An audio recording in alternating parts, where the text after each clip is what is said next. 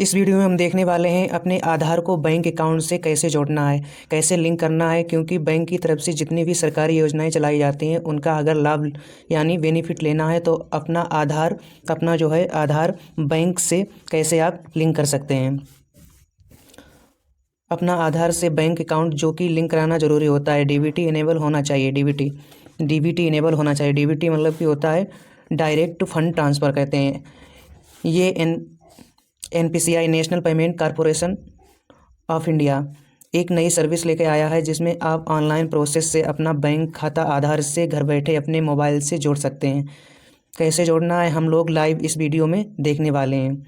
तो सबसे पहले आप जो है अपने मोबाइल या लैपटॉप के किसी भी ब्राउज़र को ओपन करेंगे और उसमें सर्च करेंगे। तो सबसे पहले हम अपने मोबाइल के क्रोम ब्राउज़र को ओपन कर लेते हैं।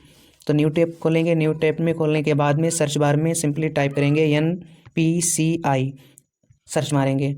NPCI सर्च मारने के बाद में कुछ इस तरीके का जो है हमारे सामने ऑफिशियल वेबसाइट NPCI की खुल के आ जाएगी। अब हम इस पर क्लिक करते हैं। क्लिक करने के बाद में कुछ इस तरीके का हमारे सामने जो है साइट खुल के आ जाएगी। दोस्तों, इससे पहले जो है NPCI के इस पोर्टल पे जो है सबसे ज़्यादा UPI का काम होता था। कुछ समय के बाद में गवर्नमेंट ने इस पे जो है आधार सीडिंग का काम डाला हुआ है। तो इस साइट से अपने बैंक अकाउंट को आधार से लिंक कर सकते हैं। अगर किसी भी पोर्टल से गवर्नमेंट ने आधार से अगर बैंक अकाउंट को जोड़ना है तो इस पर या सीड करना है वो भी फैसिलिटी आपको मिल जाती है। गवर्नमेंट की तरफ से जब भी आपके बैंक अकाउंट में पैसा भेजा जाए या PM किसान का पैसा है या किसी स्कॉलरशिप या फिर किसी पेंशन का पैसा आता है तो आपको डीबीटी से भेजा जाता है। पहले आपको बताते हैं कि कंज्यूमर, यहाँ पे कंज्यूमर का ऑप्शन आएगा, ये कंज्यूमर का। अब हम इस पर प्लस वाले पे क्लिक करेंगे। क्लिक करने के बाद में अब हमारे सामने जो है भारत आधार सीडिंग इस तरीके का जो है आएगा, भारत आधार सीडिंग इनेबल BASE। तो इस पर हम क्लिक करेंगे। इस पर क्लिक करने के बाद में हमारे सामने एक नया इंटरफेस आएगा। अब हमारे सामने जो है NPCI का पेज इस तरीके से खुल के आ गया है। अब हम इसमें जो है ऊपर होम का दिया रहेगा और नीचे आधार सीडिंग दिया रहेगा और इसके बाद में यहाँ पे अकाउंट डिटेल, आधार मैप, अगर आधार को मैप करना है वो, Aadhaar mapping history, request status check. अगर आपने जो आधार को बैंक से इन्हें लिंक किया है तो उसका स्टेटस हम यहाँ से चेक कर सकते हैं। तो हमें सिंपली आधार सीडेड पे इस पर क्लिक करना होगा। तो सबसे पहले हम देख लेते हैं हमारे बैंक अकाउंट में हमारे आधार पे कौन सा बैंक अकाउंट जो है लिंक है, तो उसका स्टेटस हम देख लेते हैं। तो अकाउंट डिटेल पे क्लिक करेंगे। अकाउंट डिटेल पे क्लिक करने के बाद में अब हमारे सामने जो है आधार नंबर डालने को आएगा। यहाँ पे हम अपना आधार नंबर डालेंगे और इसमें हम अपना कैप्चा डालेंगे और सबमिट पे क्लिक करेंगे। देखिए, मैंने आधार नंबर डाल लिया है।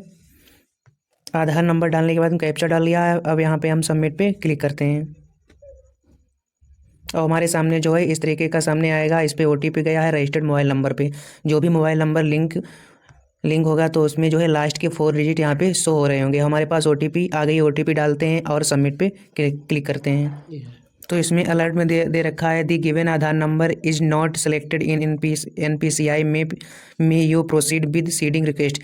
कह रहा है इस आधार नंबर पे जो है कोई भी अकाउंट नंबर NPCI द्वारा लिंक नहीं है। तो हम इस ओके पे क्लिक करेंगे और इसके बाद में चलते हैं 3 डॉट पेज पे और आधार सीट पे क्लिक करते हैं। आधार सीट पे क्लिक करने के बाद में इंटर योर आधार नंबर, इसमें आधार नंबर डालेंगे हम आधार नंबर डालेंगे और इसके बाद में रिक्वेस्ट फॉर आधार। तो इसमें एक ऑप्शन आएगा सीडिंग का, एक डी सीडिंग का। अगर आप जो है अकाउंट नंबर पे जो है आधार सीड है उसको अगर आप हटाना चाहते हैं, डी सीडिंग करना चाहते हैं तो हम इस पर क्लिक करेंगे। अगर हम सीड करना चाहते हैं तो इस वाले पे क्लिक करेंगे और इसके बाद में सिलेक्ट बैंक को चूज करेंगे।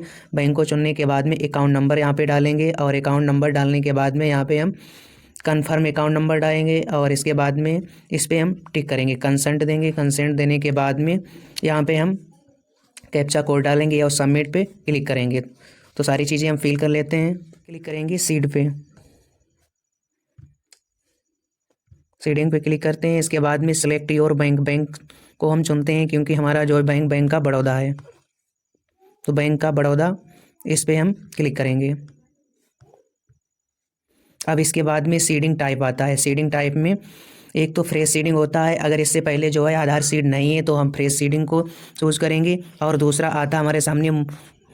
हमारे सामने आता है, अगर आपके बैंक में जो है आधार सीड है और दो बैंक हैं सेम बैंक, अगर वो बैंक से हटा के दूसरे बैंक में आधार सीड करना चाहते हैं तो हम सेकेंड वाले पे क्लिक करेंगे।